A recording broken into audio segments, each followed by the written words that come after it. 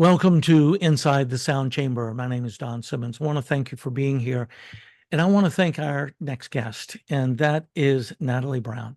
Natalie comes to the International Sound Therapy Association with a long line of education, experience, and an incredible teacher, performer, a teacher that has not only in high school for 14 years, but also taking students to greater grounds. I saw that you went to Carnegie Hall. Is that correct?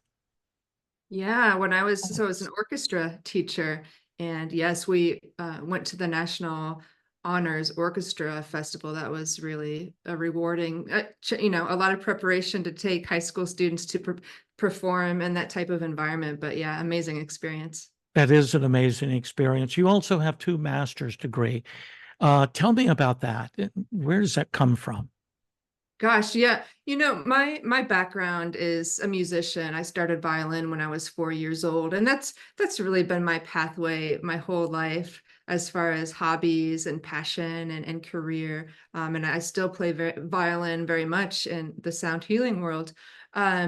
But yeah, my path was an undergrad in violin performance, and then I went into music education.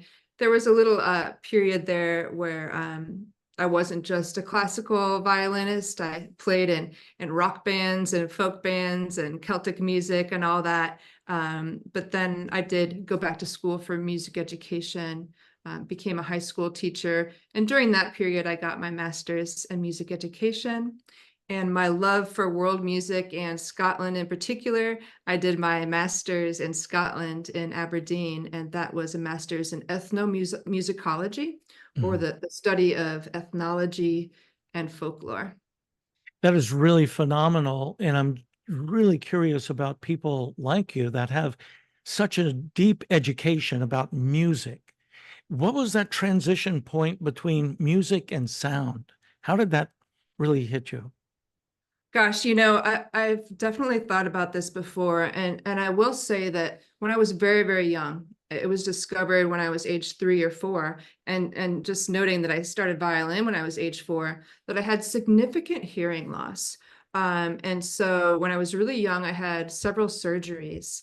And after one successful surgery, it was like going from underwater and raising above the water, like being able to hear better after being just everything really muffled, was a whole body experience. So sound for me, and my experience with sound as a youngster, was really, there was some crucial things happening there. And of course, the violin, it vibrates up near your skull too. So vibration, I was really kind of aware of that. And as a young musician, apparently, and the way that I learned Suzuki violin method, you have many, many students playing the exact same thing at the exact same time. And you learn how to have perfect posture. Apparently, in a sea of violinists, I was the one that was just kind of swaying back and forth and expressing myself. So there was something really there that was very moving and expressive to me at a young age. So I actually would say, even as a violinist, music was emotional and expressive and healing to me. I would just like make things up and play things. Like if I was angry, I would just kind of work it out on the violin, right? But honestly, I got into yoga, Tai Chi, meditation as a high school teacher, just to navigate stress and exhaustion and burnout as a teacher. And of course, that's when I found the field of sound healing. And it was just an aha moment. It's like everything led me and prepared me for this, not only for myself, my own personal need, but when I realized there was a field of using sound basically to help people, there was no looking back after that. I just dove fully in and actually left my high school teaching position to pursue this full time. I think when people really sort of chunk down on what they're really after, music is wonderful, wonderful music, and how it moves us. when we get to that sound therapy part, when that sound, it's really the punctuations that help move us from one place to the other. So a lot of transitions.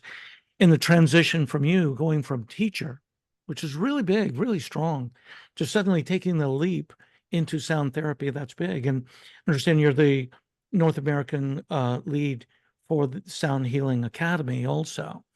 And that's a big transition right there. How long have you been doing that, and how has that sort of helped form you? Yeah, great questions. Anytime we have a transition like that, even when you really know what you want to do, it can be a scary leap, especially if you're going from a particular job that's very stable into a place that's kind of unknown. So that was a scary leap, but again, sometimes you just know, like you have to do it. And it was a really amazing time to do it because at least where I am in the Midwest of the United States, sound healing wasn't that familiar to people. So initially I did a lot of kind of boots on the ground, word of mouth in my community just to get interest. And it was really an interesting time. Um, in the meantime, I did join the Sound Healing Academy teacher team and started offering workshops and trainings for the academy. And then as the field is blossoming and growing, everybody that's watching this, that's going to be at the conference, knows that sound healing is really booming right now. As the need has grown, we're hiring more and more teachers with the academy. And so it's probably been, I've been with the academy since 2017, but I think it's been just a few years now. I've been the region lead. So not only do I continue to teach workshops, but I oversee and train new teachers as they come into the academy to teach. That's really phenomenal. Using your ability to understand sound and music, as well as your ability to really teach from a true professional level. We're so excited, Natalie. You've done so much with International Sound Therapy Association. You're doing 2 events for the conference, one of which is a presentation on Friday afternoon. And this is going to be a group conversation, harmonizing perspectives. Tell me a little bit about what you're doing with that.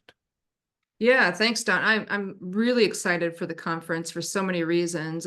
Not only the presentations, but just to connect with people in person, both people that I have never met in person before, maybe just through Zoom or the internet, but also to connect with people that I haven't for a while. So I'm really excited to be there. Yeah, so the first offering is Friday afternoon, and I'm the moderator. So, and it's presented through my podcast, Sounds Heal Podcast. So it will be recorded and released as well. But yeah, for those in person there, it's a panel discussion. So some of the presenters that are at the conference, Joshua Leeds, Mandara Cromwell, Mike Tambioro, Ben Carroll, Sarah Auster, and myself will really have a collaborative dialogue about the current state of the sound healing vibrational medicine field. So it's going to be a really interesting discussion. I'll have some general questions and topics that we'll explore, everything from just evolving trends, some science, education, as well as challenges and opportunities in the field right now. And then we'll have an opportunity after that discussion to open it up to the audience for some Q&A as well. So it's going to really be a dynamic conversation in the moment. You definitely have a lot of great minds that will be on that panel discussion. It'll be Definitely. really exciting to hear what they have Yeah. to say. The second offering you have is going to be on Saturday, and this is about Nada Yoga and how ancient sound healing affects that. Tell me a little bit more about the Nada Yoga. Absolutely. So Nada Yoga, the yoga of sound. I was so lucky. This is one of those things that I just said yes to. I made another leap and went to India to the Nada Yoga school and got my yoga teacher training there. It's the yoga of sound, of vibration. And of course, this goes back thousands of years, first seen in Vedic texts. So what we'll be exploring, and I'm really excited about the way I'm going to offer this, actually. I think it's going to be really interesting of how these ancient practices, techniques influence and really can inspire us in our modern practices, right? And what's so cool about Nata yoga and what we see with some of those techniques is now science has made it relevant, has shown that yes, what they practiced thousands of years ago, in fact, now we have data and a way to correlate, why this is happening for us physiologically or psychologically. So we'll definitely be bringing in these traditional methods and kind of the cultural context of that, but also allowing us as practitioners to be creative and inspired and innovative by kind of bringing in these types of modalities into what we're doing now. So hopefully both through discussion, and we're also going to have hands-on experiential techniques, and you'll get to learn and practice together, that it will just be an illuminating experience, whether you've heard of Nata yoga before or not. You do not have to have yoga experience. This is the yoga of sound and vibration. It's not asanas and doing there. I mean, actually, there will be a bit of movement, but it's not perhaps the yoga that you might have in mind. I was just wondering, do we need to bring yoga mats and Lululemon, or what's the deal? No. No, not for this one. That's awesome. Yeah. That's really fantastic. What do you anticipate just for yourself being able to get from the conference? Oh gosh, well, whenever I've been in a group of people that are just excited, I always leave with so much. So I don't know what I'll leave with, but I'm definitely going into it with the intention of just a lot of hope for our community.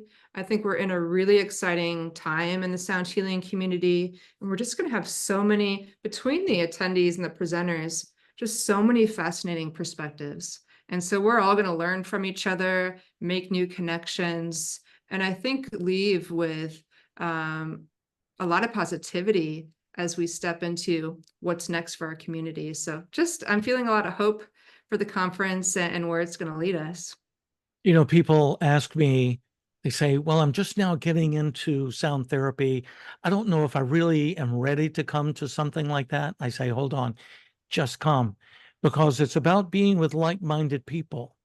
And this is a community of sound healers, sound therapists, and what I like to call sound curious people. And just to be curious about sound, just to be here, show up, you're going to get something from it, in the community. Yeah, I agree. And I think if you are just getting into sound therapy, perfect. This is the time to dive in. And I think you'll just get such a range of experiences that it'll probably inspire you, what you want to do next in your own learning. And so, yeah, I think each person's going to have their personal individual experience, whether they're coming in as a beginner or as an advanced practitioner. I think it's there for everyone.